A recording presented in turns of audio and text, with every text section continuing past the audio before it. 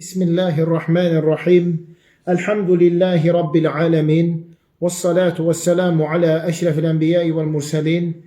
Nebiyyina Muhammedin ve ala alihi ve ashabihi ecma'in. Rabbi şrahli sadri ve yessirli emri. Vahlul ugdeten min lisani yefkahu kavli. Allahümme allimna ma yenfa'una. Venfa'na bima allamtana ve zidna ilmen. Ve aslih lana şe'nena kulleh. وَلَا تَكِلْنَا إِلَى أَنْفُسِنَا طَرْفَةَ عَيْنٍ. Değerli, kıymetli kardeşler, hürmetli cemaat. Alemlerin Rabbi olan Allah'a sonsuz hamdü senalar olsun. Onun sonuncu peygamberi Muhammed sallallahu aleyhi ve selleme, onun ailesine, sahabelerine, ehli beytine ve kıyamet gününe dek onlara güzel şekilde tabi olanlara Allah'ın salavatı, salamı, xeyir duası, bereketi olsun. Hem de olsun alemlerin Rabbi olan uca Allah'a. Allah Teala bizleri güzel, fəzilətli ilim məclisində cəm edib topladı. Həqiqətən də insanın ilim öğrenmesi, vaxtını, zamanını, həyatını, ömrünü elmə sərf etməsi Allah yanında ən dəyərli, ən qiymətli əməllərdən, ibadətlərdən biri sayılır. İlim məclisləri, Allah Taala'nın ayələri, Resul sallallahu aleyhi ve sellemin hədisləri oxunan məclislər bu dünyadaki cənnət bağçalarıdır. Bu dünyadaki cənnət bağçalarıdır. Allah Resulü sallallahu aleyhi ve sellem buyurur. Elm məclisləri oturub iştirak edənlərin bağışlandığı, əff olunduğu məclislərdir. Allah Taala insanın kiçik günahlarını bağışlayır, əff edir. Məhz o elm məclisindədir deyə. Elm məclislərinə mələklər gəlir. Allah Taala yanında hörmətli, Allaha yaxın səyahətçi mələklər var. Onlar axtarırlar, araşdırırlar, görək bu gün harada dərs var, harada elm məclisi var. Tapırlar, özləri də gəlirlər, qardaşlarını da çağırırlar. Həmin məclisləri düz qanadları ilə səmaya qədər əhatəyə alırlar. Allah Taala ora sükunətini, rahatçılığını, rəhmətini nazil edir. Allah Teala oradakıların adlarını səma əhlinin yanında çəkir. Elm məclisdə oturub iştirak edənlərin adlarını səma əhlinin yanında çəkir. Onlarla övünüb fəxr edir. Kim elm öyrənmək üçün gəlirsə, Allah Teala ona cənnətə gedən yolları asanlaşdırır. Elm öyrənmək üçün gələn şəxsin ayağının altına mələklər qanadlara razılıq əlaməti olaraq sərlər. Ona görə də hər birimiz Allah Teala'ya həmd etməliyik ki, bugün uca Allah bizi bu fəzilətli, bu xeyir əməl üzrə cəm edib topladı. Allah Teala'dan istəyirəm ki, bizləri bu işdə sabit eləsin, davamlı eləsin, faydalanmağı nəsib eləsin. Ömrümüzü, həyatımızı, malımızı, mülkümüzü məhz bu ibadətə və digər ibadətlərə sərf etməyə bizləri müvəffəq edib, bizləri asanlaşdırsın. Dəyərli qardaşlarım, həmişə olduğu kimi ədəb və əxlaq mövzusunda hədislər oxumağa davam edirik. Bugün çox əzəmətli bir hədisi öyrənəcəyik, onun şərhi, açıqlaması ilə birlikdə. Həqiqətən də bu hədisdəki əməl, bu hədisdəki ibadət insanın vaxtını, ömrünü həsr edib ayırdığı ən fəzilətli deyərdim ki, ibadətdir. Məhz bu əməl, bu ibadət sahibi ilə insan nurlanır. Həm bu dünyada, həm qəbirdə, həm də axirətdə.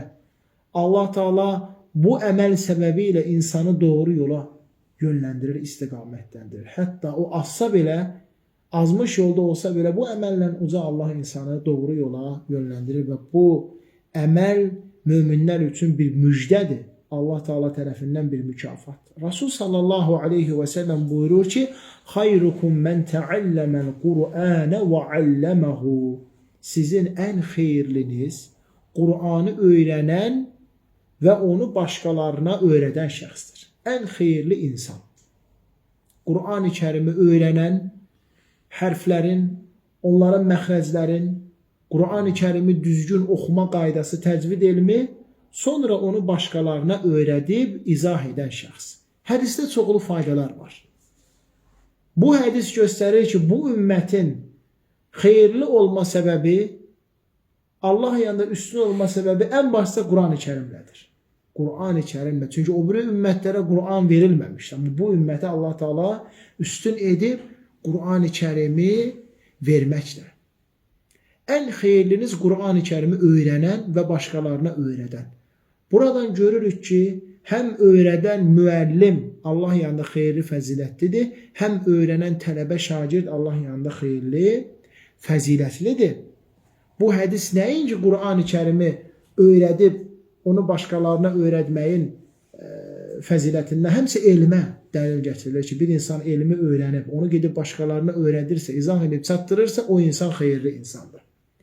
Hər birimizə məlum olduğu kimi Quran oxumaq Allah yanına savabı, mükafatı ən böyük olan ibadətlərdən biridir. Allah Resulü sallallahu aleyhi və səlləm buyurur ki, İqra'ul Qur'anə fəinnəhu yəti yevməl qiyaməti şəfi'ən li sahibihi. Quran oxuyun. Həqiqətən də bu Quran qiyamət günü onu oxuyan üçün şəfayətçi olaraq, yəni bağışlanma səbəbi olaraq gələcəkdir. Qiyamət günü əgər insan bağışlanma istəyirsə, insan özünə havadar, köməkçi, şəfayətçi istəyirsə, gərək onda çoxlu Quran-ı Kərim oxusun. Rasul sallallahu aleyhi və səlləm buyurur ki, Quran oxuyan mümin portaxal kimidir. Dadı xoş, ətri isə gözəldir. Dadı xoşdur. Onun davranışları, sözü, hərəkətləri, münasibətləri xoşdur. Ətri isə gözəldir. Yəni onunla oturanda xeyir duyursan ondan, fayda eşidirsən. Quran oxumayan mümin isə xurma kimidir. Dadı var, amma ətri yoxdur.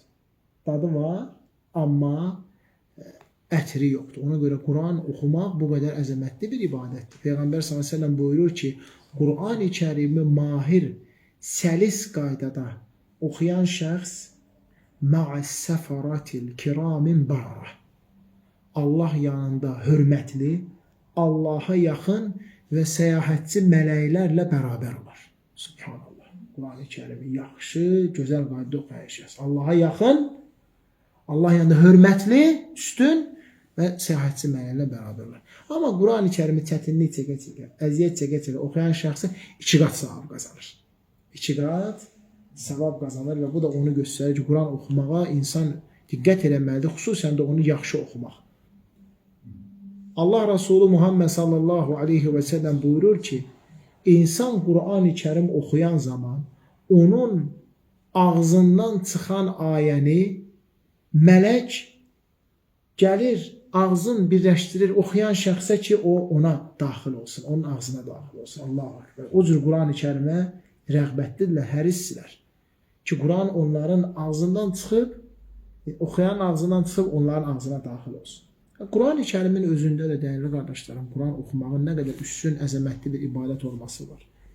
Allah Subhanahu və Teala buyurur ki, وَنَزَّلْنَا عَلَيْكَ الْكِتَابَ تِبْيَانًا لِكُلِّ شَيْءٍ. Biz bu kitabı, bu Qur'anı sənə nazil etdik, orada hər bir şeyin izahı bəyanı var. وَهُدًا وَرَحْمَةً وَبُشْرًا لِلْمُسْلِمِينَ. Bu Quran müsəlmanlar üçün doğru yol göstərəndir, rəhmətdir və müjdədir. Rəhmətdir və müjdədir. Quran-ı Kərim insanlara doğru yolu göstərir. Onlara rəhmətdir, Allahın rəhməti gəlir və müjdədir. Orada hər şey açıqlaması var. Allah Subhanahu taala Quran-ı Kərimdə buyurur ki, İnnə hədəl Qur'anə yəhdi lilləti hiyə aqvam. Həqiqətən də bu Quran insanları ən doğru, ən düzgün yola yönləndirir. Heç ola bilməz ki, insan Quran-ı Kərimi oxuyub azsın. Allah Teala buyurur ki, وَمَا أَنْزَلْنَا عَلَيْكَ الْقُرْآنَ لِتَشْقَى. Biz Quranı nazil etmədik ki, sən bədbəxt olasan, yolu seçəsən. İşte insan onu oxumaqla doğru yolu tapır. Allah Teala onu istiqamətləndirir. Rasul s.ə.v buyurur ki, Quran sizə Allah Teala tərəfindən möhkəm bir ipdir. Kim ondan yapışsa xilas olacaq. Kim ondan yapışsa xilas olacaq. Allah Resulü sallallahu aleyhi Allah Teala buyurur ki, ya eyyuhən nəsu qad cəətkum məv'izətun min rabbikum. Ey insanlar, artıq sizlər üçün Rəbbiniz tərəfindən bir muizə gəldi. Və şifaun limə fis-sudur. Və qəlbdə olan xəstəliklərə şəfa gəldi. Qəlbdə olan xəstəliklər var. Ucub, nifaq, imanın zəif olma əlamətləri, kibir və s. Xəstəliklərin əsas mərkəzi bunlardır. Allah Teala onlara şəfa verir Quran oxumaqla. Və hudən və rəhmətun lil-mü'mininə. Və möminlər üçün doğru yol göstərən və rəhmət dolu ayələr gəldi. Doğru yolu göstərən və rəhmət. Alimlər yəni deyirlər, Quran-ı Kərim nəinki mənəvi xəstəliklərə, hətta gözlə görünən xəstəliklərə belə şəfadır. Yəni, sahabilər bilirsiniz, məşhur hadisədir o, qövmün başçısı zəhərlənir. Sahabələr onlara Quran-ı Kərimlə müalicə edirlər, Fatiha surəsi ilə. Çünki Quran-ı Kərimdə şəfa var. İnanırsa sahibi ki, mən bu Quranı oxuyacam və qarşımdakı şəxs bu Quranla şəfa tapacaq, Allah da Allah şəfa verir. Allah da Allah şəfa verir. Ona görə Fatiha surəsinin adlarından biri Əş-Şifəu, yəni içərisində şəfa dolu ayələr. Xəstələrinizi Quranla müalicə edin, Rasul sallallahu aleyhi və səlləm buyurur. Quran-ı Kərim Rasul sallallahu aleyhi və səlləmə bəxş olunmuş onun ən böyük möcüzəsidir. Bilirsiniz, Peyğəmbərlərin möcüzələri olur. Musa'nın, İbrahimin, Salihin, bütün Peyğəmbərlərin, Yusifin, hansıdır? Muhammed sallallahu aleyhi və səlləmin də. Amma ən böyük möcüzə Muhammed sallallahu aleyhi və səlləmə verilən Quran-ı Kərimdir. Çünki bu Quran kimisi gələ bilməz, heç insanlar gətirə də bilməzlər. Allah Teala bu Quranı mübarək Qədir gecəsində Ramazan ayında Lövh-i Məhfuzdan dünya səmasına indirir. Sonra dünya səmasından tədricən hadisələrə görə 23 il ərzində Muhammed s.ə.və nazil olub enməyə başlayır. Bu Quran Allahın kəlamıdır, məxluq deyildir. Allah Teala həqiqətən də bu Quranı danışır. Bu Quran təkcə onu oxumaqla kifayət deyil. Onun təfsiri, izahı Rasul s.ə.v-in sünnəsidir. Yəni, hədislərlə bərabər Quran oxunub götürülərsə insan hidayət olub, haqqa çata bilər. Hansı ki Allah Teala buyurur, Quran insanı hidayət edir, doğru yola çatdırır, azmaqdan qoruyur. Onu təfsiri, izahı ilə bərabər götürülən zaman. Sünnədə Quran-ı Kərimin izahıdır, açıqlamasıdır. Allah Teala orada bəzi hökmləri yığcam, müxtəsər bildirib, onun təfsilatı geniş sünnədə var. Geniş və sünnədə var. Quran-ı Kərimin 30-dan çox ayədə Allah Teala əmr edir ki, Qur'ana və sünnəyə tabi olun. Qur'ana və hədislərə tabi olun. Uca Allah buyurur, وَاَنْزَلْنَا اِلَيْكَ الذِّكْرَ لِتُبَيِّنَ لِلنَّاسِ مَا نُزِّلَ اِلَيْهِمْ. Biz kitabı sənə nazil etdik. İnsanlara açıqlayıb başa salasan ki, mən onlara nə nazil etdim. Rasul s.ə.v bu Quranı açıqlayıb, izah edib başa salıb. Allah Teala buyurur, ya eyyuhellezine amenu ati'ullaha ve ati'ur rasule ve ulul emri minkum. Ey iman getiren, Allah'a itaat edin, Resul'a itaat edin ve içerinizden olan emir sahiplerine itaat edin. Allah'a itaat yani Kur'an'a, Allah'ın kelamı, Resul'a itaat ise onun sahih sünnesi. Uca Allah buyurur, ve ati'ullaha ve rasulehu leallekum tuflihun. Allah'a və elçisinə itaat edince bəlkə xilas edəsiniz. Ona görə insan təkcə Qur'anı götürüm desən, hədisləri inkar eləsə, əslində o Qur'anla əməl etmiş sayılır. Çünki Allah Teala Qur'an-ı Kərimdə 30-dan çox, 40-dan çox ayədə hədisləri də Qur'anla bərabər səhih sünnəndə götürməyi bizlərə buyurur. Məsələn, elə hökmlər var. Allah Teala namaz qılmağı bizə buyurur. Elə deyil mi Qur'an? Bu necə qılacam, hansı vaxtlarda, qiyam, ruku, səcdə, hansı sözlər deyiləcək? Nə oxunacaq, səcdə nə oxunacaq, rükuda nə deyiləcək, ət-təhiyyatü, hamısı onlar sünnədədir. Yaxud dəstəmazı nələr pozur? Dəstəmazı pozan şeylər var Quran-ı Kərimdə? Yoxdur, hamısı sünnədədir. Hamısı qardaşlarım sünnədədir. Əgər insan təkcə Quran-ı Kərimi götürsə və baxmasa, Quran-ı Kərimdə məsələn Allah Teala deyir ki, sizə leş, ölü heyvan əti, qan haram oldu. Amma biz balığı yeyirik axı, ölüb balığı. Yaxud da dalağı yeri, qaraciyəri yeri gəlir. Hamısı onlar qandır. Sünnədə Allah Resulü s.ə.v deyir ki, sizə 2 qan və 2 ölü halal edildi. 2 qan, qaraciyər və dalaq. Onlar qandandır. Onları yemək olar. Hansı ki o deyənlər də yer, hədisi inkar edənlər də yer. Yəni, Quranla geçsən gərək yeməyəsən. Allah Teala deyir, qan halal, haramdır. Amma sünnədə icazəsi var. Və 2 ölü, çəyirtkə və balıq. Balıq hətta ölsə belə yemək olar. Balıq hətta ölsə belə Allah Teala onu yemək. Nə qədər belə məsələlər. Oruc. Orucu insan nə pozur?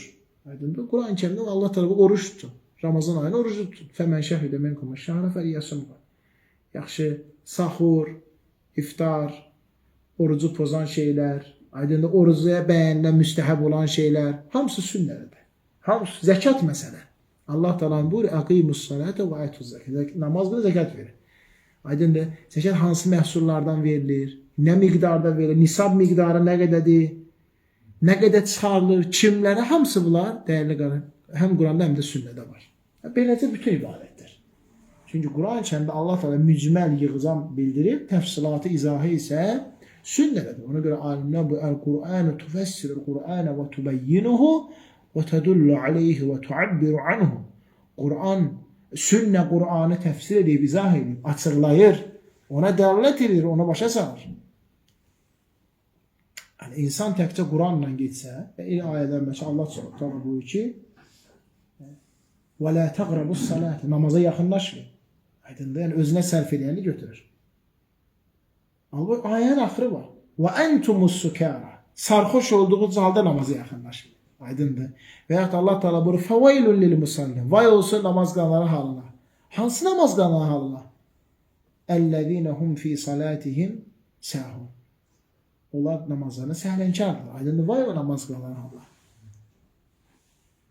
Həm Quran-ı Kərim, həm də səhih sünnə. Və bu Quranı, bu səhih sünnəni salih sələflərin, səhabələrin və xeyirli insanların başa düşdüyü kimi başa düşmək. Quran-ı Kərimin özündə Allah Teala bizlərə səhabələrin, tabiunların və onlara gözəl şəkildə ardınca gedənlərə tabi olmağı buyurur. Məsələn, Tövbə surə 100-cü ayə Allah Teala buyurur: "Vəs-səbiqunəl əvvəlunə minəl muhacirinə vəl-ənsar." Dində hamını ötüb keçən muhacirlər və ənsarlar. "Vəl-ləzīnə təbə'uhum bi-ihsanin." Gözəl işlər görməkdə onlara tabi olanlar radiyallahu anhum və radu anh. Allah onlardan razı, onlar da Allahdan razıdırlar. Hani burada Quran sözü, hani burada hədis sözü, heç biri yoxdur, elədir mi? Amma nə var? Sələfə tabi olan, yəni səhabələrə tabi olanlar və yaxşı işlər görməyə onlara uyanlar, Allah Teala onlardan razıdır, onlar da Allahdan razıdırlar. Səhabələrin yoluna, əqidəsinə, minhəzinə, yoluna tabi olmaq. وَاَعَدَّ لَهُمْ جَنَّاتٍ تَجْرِي تَحْتَهَا الْأَنْهَارِ Allah Teala onlar üçün ağacları altından sahilər axan cənnət hazırlayıb. خَالِد۪ينَ ف۪يهَا əbədə Onlar orada əbədi qalacaqlar. Həm Quran-ı Kərim, həm Rasul s.ə.v-in sünnəsi, həm də səhabələr. Uca Allah buyurur: وَمَنْ يُشَاقِقَ الرَّسُولَ مِنْ بَعْدِ مَا تَبَيَّنَ لَهُ الْهُدَى وَيَتَّبِعْ غَيْرَ سَب۪يلِ الْمُؤْمِنِينَ Kim haqq ona çatdıqdan sonra elçiyə müxalif olsa, demək, Rasul s.ə.və hədislərə müxalif olmaq olmaz, əks olmaq olmaz, onları tərk eləmək olmaz və möminlərin yolundan başqa bir yola tutub getsə, burada da möminlər kimi səhabələr. Səhabələrin yolundan başqa bir yola tutub getsə nədir? Onu o istiqamətləndiyi yerə cəhənnəmə tərəf gedəcək, Allah qorusun. Ona görə həm Quran, həm sünnə, həm də səhabələrin fəhmi. Rasul s.ə.v özü buyurur ki, "Utitul Qur'anə və mithləhu ma'ahu." Mənə Quran verildi və onun bənzəri verildi. Yəni sünnə. Yəni sünnə verildi. Ona görə əziz qardaşlar, ilk öncə özümə, sonra da hamımıza nəsiyyətim budur ki, etiqadımız, əqidəmiz bu olsun ki, din öyrənilir, din götürülür. Dinin əsası Allahın kitabı Quran-ı Kərim, Rasul s.ə.v-in sünnəsi və sahabələr və tabiunlar və salih sələflərin yolu. Sonra Quran-ı Kərimi oxumaq, ona oxumağa vaxt ayırmaq, oxuduğumuz ayələri başa düşüb dərk eləməyə çalışmaq, gücümüz çatdığı qədər isə həyatımızda bunu yaşayıb əməl eləmək, başqalarına öyrətmək, izah eləmək. Sən Allahın kitabından bir ayə bilirsən, əlhəmdə əsirgəmə onu ətrafındakilərdən, ailəndən, övladından, qonşundan, məhəllədə, iş yoldaşı əsirgəmə, öyrət, başa sal. Aydındır. Bilirsən ki, Allah Subhanahu taala bizi ibarət etmək üçün yaradım. Ayəni bilirsən, oxu ona. Qoy o eşitsin. Allahu nəzzələ əhsənəl hədisi kitəbən mütəşəbihə. Allah Teala sözlərin ən gözəlini Zümər surəsində Uca Allah buyurur. Ayələri bir-birinə bənzəyən kitab şəkildə nazil etdi. Təqşəirru minhu culudullezine yaxşavna rabbahum. Rəblərindən qorxanların o Qur'anla dəriləri ürpəşir. Dəriləri ürpəşir. Thumma talinu qulubuhum və culuduhum an zikrillah. Sonra Allah'ı zikr eləməklə onların dəriləri və qəlbləri yumşalır. İstəyən qarşındakı şəxs dəvətdə xüsusən qəlbi yumşalsın, ona Quran oxu. o qəlbi yumşalsın. لو أنزلنا هذا القرآن على جبل لرأيته خاشعا متصدعا من خشية الله. Əgər biz bu Qur'anı dağa nazil etsəydik, sən o dağın Allahın qorxusundan boyun əyib paramparça olduğunu görərdin. Əgər dağ Qur'anı daşıya bilmirsə, demək qarşındakı şəxsə Qur'an-ı Kərim oxusan, Allahın izniyle onun o inadı, onun o cəhaləti sınıb gələcək inşallah. Allah müvəffəq eləsin. Allah Subhanahu taala bizləri eşidib başa düşüb faydalanan, ən gözəlinə tabi olan qollarından etsin. Uca Allahdan istəyirəm ki, Qur'anı bizim qəlbimizin baharı eləsin.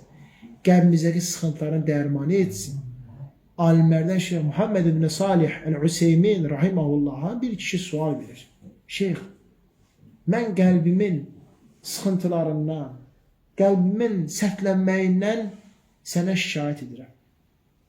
Səninlə məsləhət edirəm. Mənə yol göstər, mən nə edeyim? Şeyh Muhammed ibn Salih el-Useymin ona iki şey tövsiyə edir. Bir, Allah'a zikr eləmək, iki, çoxlu Qur'an-ı Kərim oxumaq.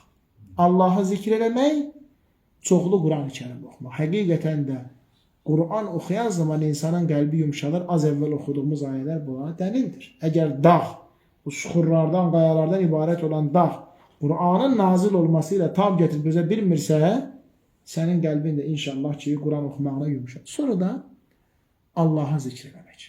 Uza Allah buyurur, وَمَنْ يَعْشُ عَنْ ذِكْرِ الرَّحْمَانِ نُقَيَّدُ لَهُ شَيْطَانًا فَهُوَ لَهُ قَرِينٌ. Kim Rəhmanı zikr etməkdən boyun qaçırsa, şeytanı biz ona urcaq edərək ona çox yaxın olar. Allah Teala buyurur, وَمَنْ أَعْرَضَ عَنْ ذِكْرِ اللّٰهِ فَإِنَّ لَهُ مَعِيشَةً ضَنْكَ وَنَحْشُرُهُ يَوْمَ الْقِيَامَةِ أَعْمَى. Kim Allah'a zikr etməkdən yayınsa, onun güzaranı sıxıntılı olar. Qiyamət günü kör həşr olar. İnsan gələr güzaranın həyatını yaxşılaşması istəyirsə, gəlir özünə Qur'an-ı Kərimə versin. Allah Teala hamımıza razı olsun. Uca Allah hər birimizi xeyirlərlə mükafatlandırsın. Və sallallahu ala nebiyyina Muhammed və ala alihi və sahbihi və səlləmə təslimən kəthira ilə yevmiddin.